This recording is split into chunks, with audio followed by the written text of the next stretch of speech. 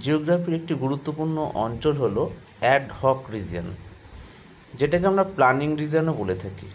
যদি কোনো একটা জিওগ্রাফিক্যাল রিজিয়নের মধ্যে কোনো সমস্যা থাকে, রিজিওনাল প্রবলেম থাকে, সেক্ষেত্রে কী করবে কোনো কর্তৃপক্ষ, সেখানে নতুন কোনো প্ল্যানিং করবে, কোনো ডিজাইন তৈরি করবে এবং ওই অঞ্চলের প্রবলেমগুলো সলিউশন করবে এবং অঞ্চলটির ডেভেলপমেন্টের জন্য বিভিন্ন প্ল্যান তৈরি করবে। এই ধরনের অঞ্চলগুলিকে অ্যাডহক রিজিয়ন বলা হয়।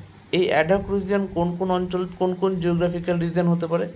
সেটা ফর্মাল রিজিয়ন হতে পারে, সেটা ফাংশনাল রিজিয়ন হতে পারে, এবং দুয়ের মাঝখানে মাঝামাঝি কোনো অঞ্চলও কিন্তু ট্রানজিশনাল ইন নেচারও কিন্তু হতে পারে। এবং এক্সাম্পল হিসেবে আমরা দিল্লি মেট্রোপলিটন রিজনের কথা বলতে পারি।